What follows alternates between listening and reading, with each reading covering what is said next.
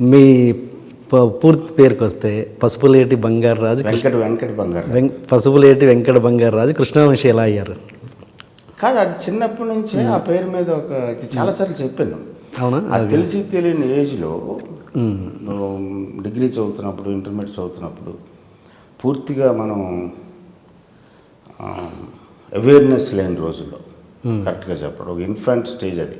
అప్పుడప్పుడే చూస్తూ ఉంటాం ప్రపంచాన్ని, అప్పుడప్పుడే రియాక్ట్ అవుతూ ఉంటాం, అప్పుడప్పుడే ఒపీనియన్స్ ఫామ్ అవుతూ ఉంటాయి, అప్పుడప్పుడే ఇన్ఫ్లుయెన్స్ అవుతూ ఉంటాం.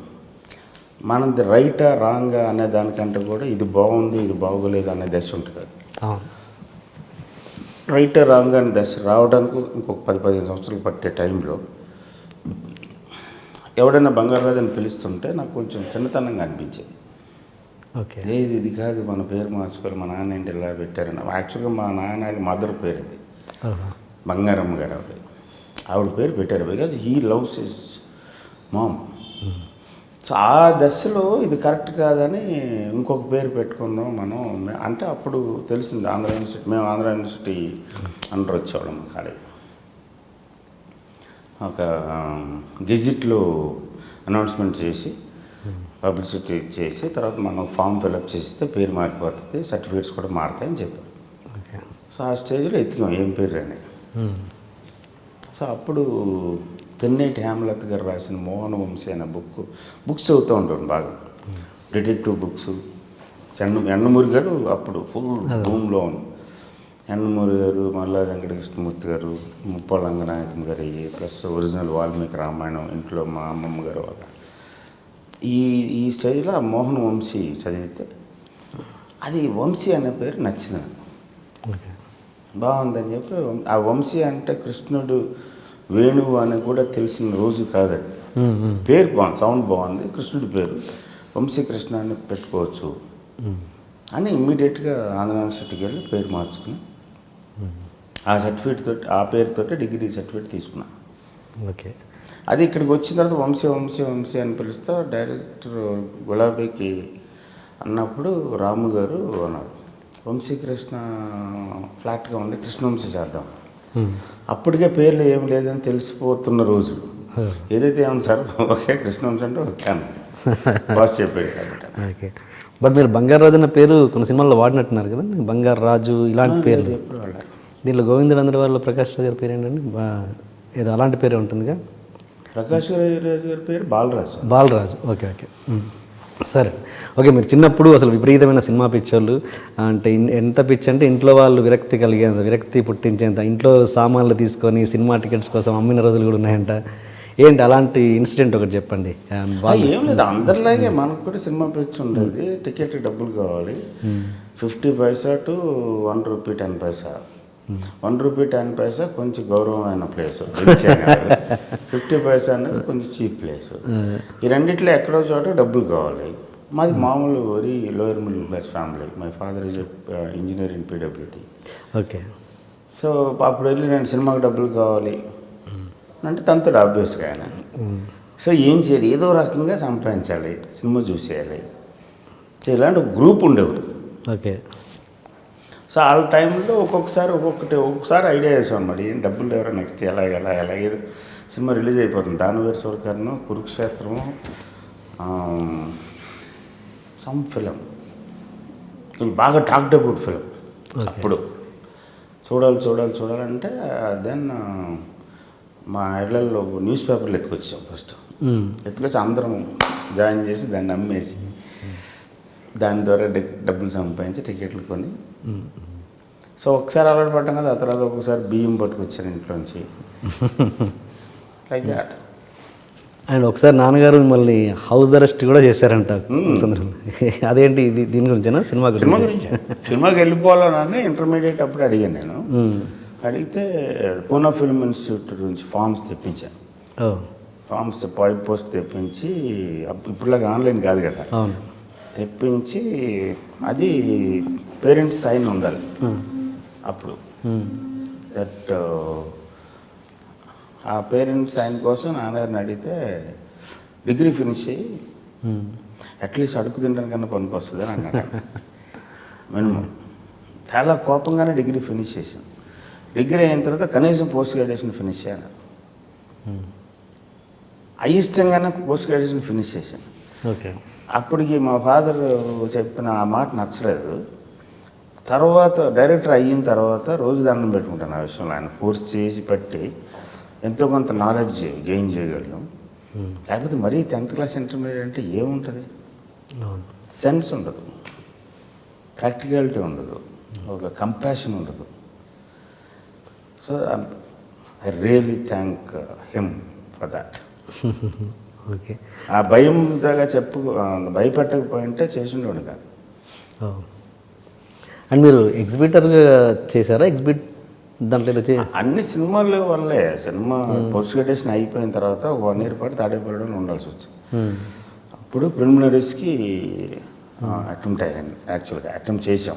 ఓకే. సో దాన్ని ప్రిపేర్ అవుతూ ఉన్నప్పుడు ఖాళీ టైంలో ఏం చేయాలంటే మళ్ళీ యాక్ట్ చేసి మనకు ఒక యావిగేషన్ ఉంది 5-6 ఏళ్ళ నుంచి. అప్పుడు ఒప్పుకున్నారా నాన్నగారు మరి? సినిమాకి ఒప్పుకోలే ఆయన. అదే ఇది సినిమా ఎగ్జిబిటర్ కదా మీరు? అవును, ఎగ్జిబిటర్గా కూడా ఒప్పుకోలేదు. ఆయనకి ఆ సినిమా వైపు వద్దనే. ఓకే. ఓకే. మాది మామూలు ఎంప్లాయీస్ ఫ్యామిలీకి ఎలా ఉంటుంది జనరల్గా.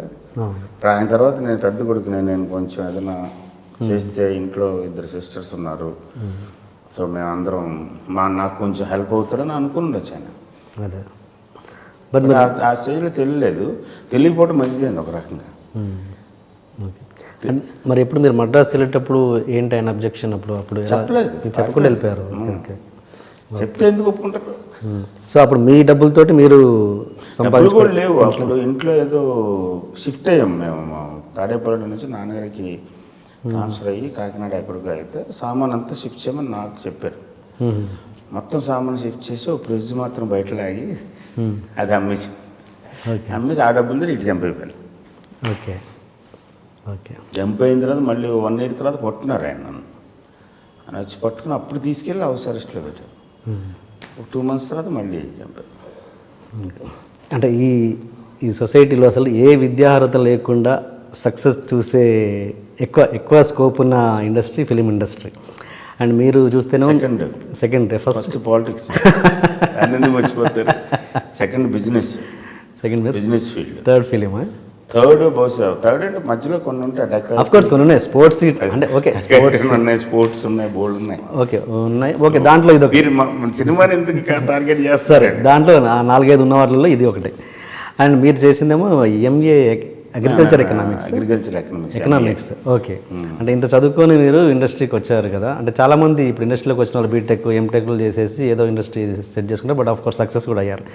అంటే ఇదేదో ముందే అనుకోని ఇండస్ట్రీ అనుకొని రావడానికి ఎందుకు ట్రై చేయరని? అంతా చదివాక దాని మీద కొంత టైం స్పెండ్ చేసి ఖర్చు పెట్టి. చదివాక కదా నాకు చిన్నప్పటి నుంచి ఉండేది. చెప్పాను కదా, ఇంటర్మీడియట్ చదివాత మా ఫాదర్ అంటే మళ్ళీ డిగ్రీ చదవరా అంటే మళ్ళీ డిగ్రీ ఫినిష్ చేశాను.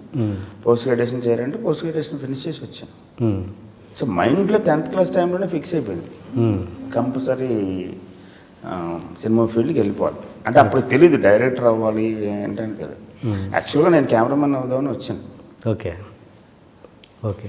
అండ్ మీరు యాక్చువల్గా లైట్ బాయ్గా ఫస్ట్ మీ కెరీర్ స్టార్ట్ చేసింది. కెమెరామెన్గా చేయాలంటే అవుట్డోర్ యూనిట్లో చేయాలని PS ప్రకాష్ గారు అనే ఒక పెద్ద కెమెరామెన్ చచ్చిపోయారు ఆయన అప్పుడు. ఓకే. అని మాకు ఎక్కడో ఒక డిస్టెంట్ రిలేటివ్ అవుతారు. ఓకే. ఆయన దగ్గర రికమెండేషన్ లెటర్ పట్టుకుని వచ్చాం. వచ్చి ఆయన చెప్పారు కంపల్సరీ అవుట్డోర్ యూనిట్లో చేయాలి, ముందు అక్కడ చెయ్యి, నువ్వు what ever you want to become. Okay. ఆయన అడిగితే చెప్పలేకపోయాను. ఏమవుదాం అనుకున్నావు అంటే అది ఏమవుదాం అనుకోవడం ఏంటైనా అదే అంటే డైరెక్టరా, కెమెరామెన్నా, ఎడిటరా, ఆర్ట్ డైరెక్టరా ఏంటంటే ఇన్ని ఉన్నాయని తెలియదు నాకు. మన సినిమా వచ్చే టైంకి ఎలా ఉంటుంది, అందరూ ఆర్టిస్టులు ఉంటారు. మ్యాక్సిమం దాసనారాయణరావు గారి వల్ల డైరెక్టర్ పేరు బాగా తెలుసు.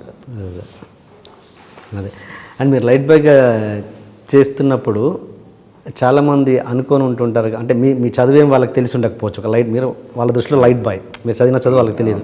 అలాంటి టైంలో మీరు ఏదన్నా ఇన్సల్ట్గా ఫీల్ అయిన సందర్భాలు కానీ, అరే ఇది నా చదువు ఇది నేను చేస్తున్నాను అలా ఎప్పుడు మీరు ఫీల్ అవ్వలేదు? ఎవరు మిమ్మల్ని? It's a job in the first place.